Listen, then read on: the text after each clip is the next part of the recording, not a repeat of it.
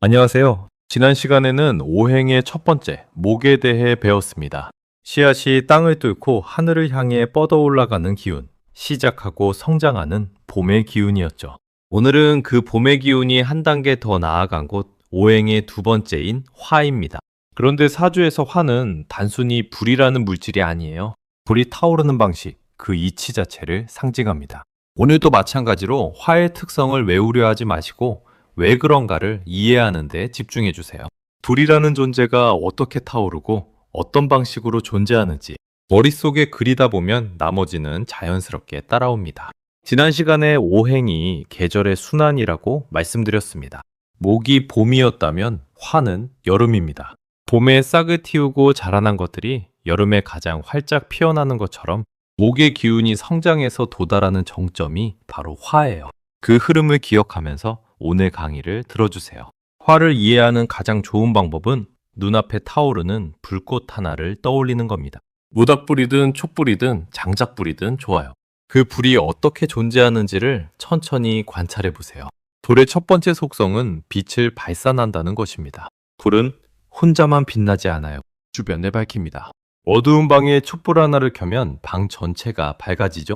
이 빛을 퍼뜨리는 성질, 즉 자신의 에너지를 주변으로 내보내는 것이 화의 첫 번째 본질입니다. 그래서 화의 기운을 가진 사람들은 자기 자신을 드러내고 표현하는 것에 강한 끌림을 느낍니다. 두 번째로 불은 열을 냅니다. 그것도 굉장히 강렬하게요. 가까이 있으면 따뜻하고 너무 가까이 가면 뜨겁습니다. 이 열기, 즉 강렬한 에너지가 화의 두 번째 속성이에요.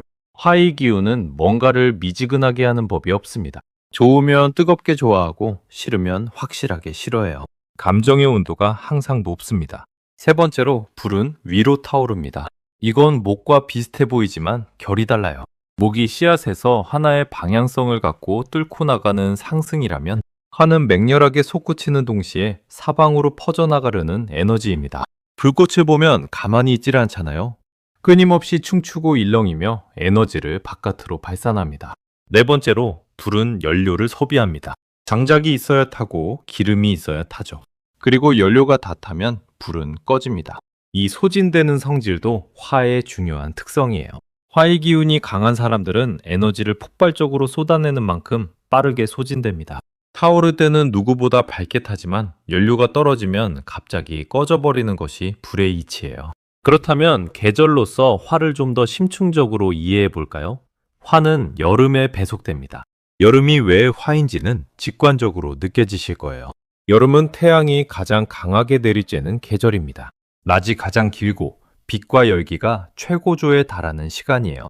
봄에 싹을 틔우고 자라났던 식물들이 여름에는 무성하게 잎을 펼치고 꽃을 피웁니다. 봄이 가능성의 계절이었다면 여름은 발현의 계절이에요.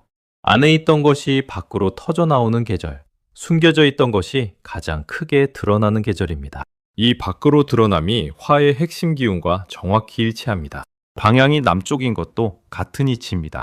우리나라를 포함한 북반구에서 태양은 남쪽 하늘을 통해 움직입니다. 해가 가장 높이 떠 있을 때 남쪽을 바라보면 태양이 있어요. 그래서 남쪽은 빛과 열기의 방향, 화의 방향입니다. 인생에서 화가 상징하는 시기는 청소년기입니다. 이 시기를 생각해 보세요. 감정이 폭발적이고 에너지가 넘치며 자기 자신을 세상에 드러내고 싶은 욕구가 가장 강한 때예요.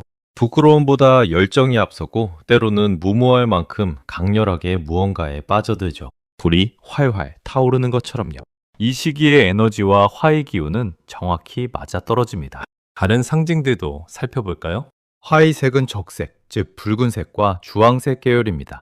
불꽃의 색을 생각하면 바로 이해됩니다. 활활 타오르는 불은 빨갛고 주황색이에요. 또 태양이 뜨고 지는 순간 하늘이 온통 붉게 물드는 것도 화의 색입니다. 붉은색은 열기와 에너지, 강렬한 생명력을 담고 있어요. 전 세계 어느 문화권에서도 붉은색은 열정, 힘, 활력을 상징하는데 이건 우연이 아닙니다.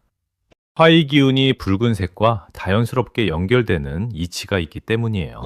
화는 인체 장부상으로는 심장과 소장에 배속됩니다. 왜 심장은 우리 몸 전체에 혈액을 펌프질해서 보내는 기관입니다. 끊임없이 박동하면서 온몸에 따뜻한 피와 영양을 공급하죠.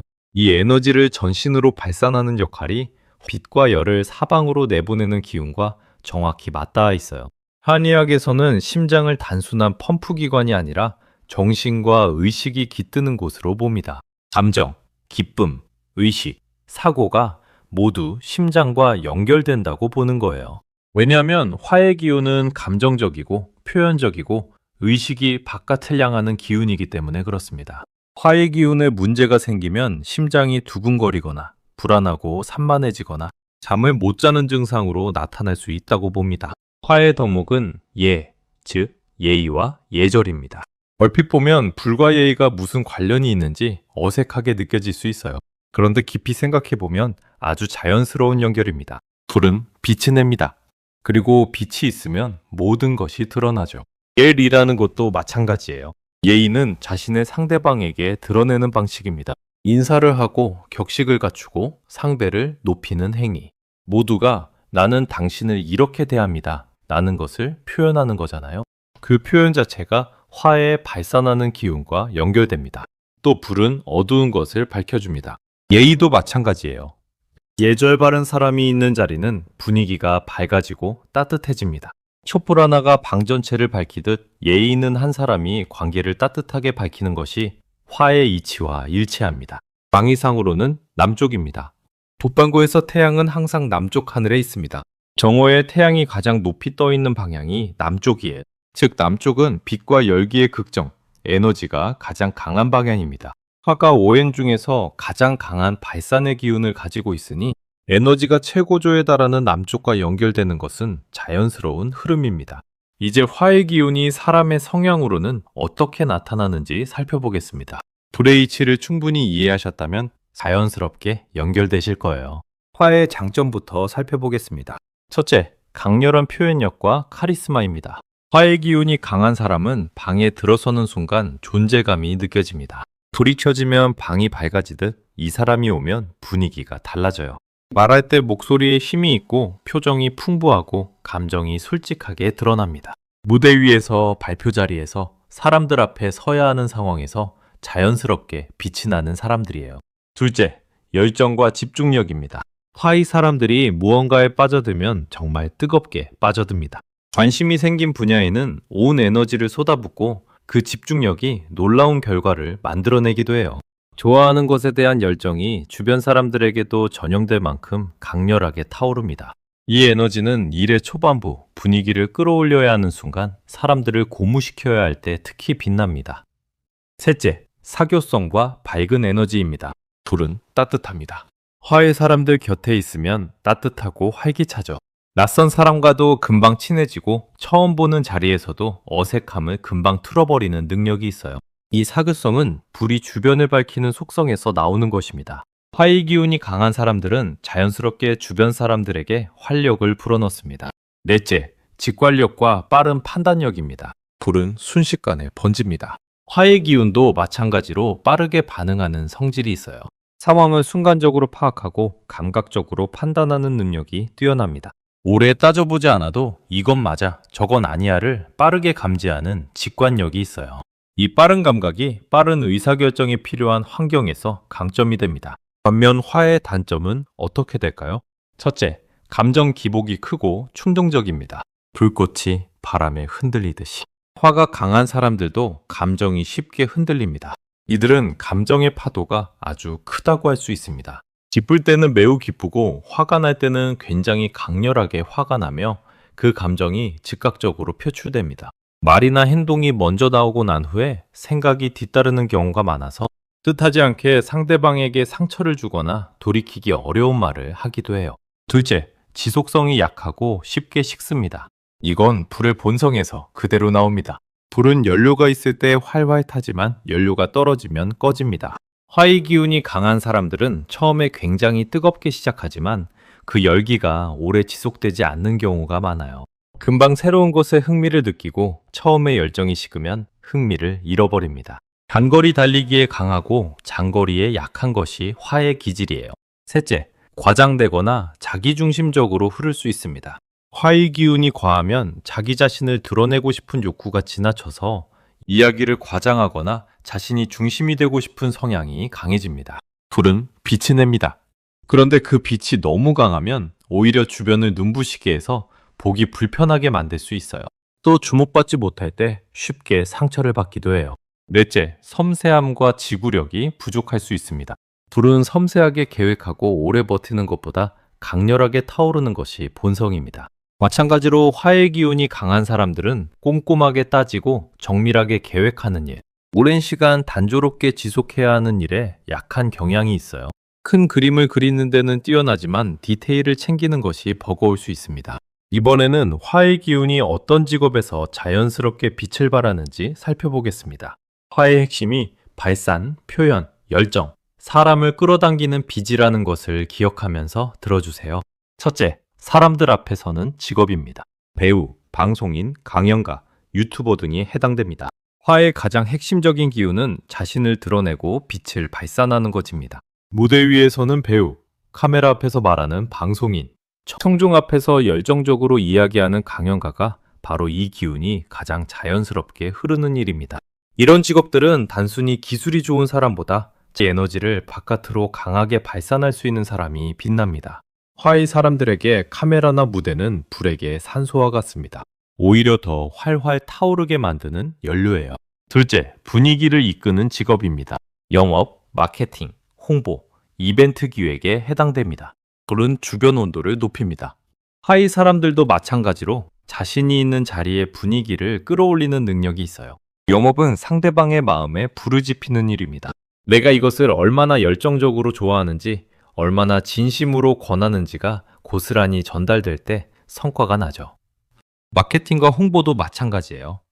세상에 빛을 발산해서 사람들의 시선을 끌어당기는 일이 화의 기운과 딱 맞습니다.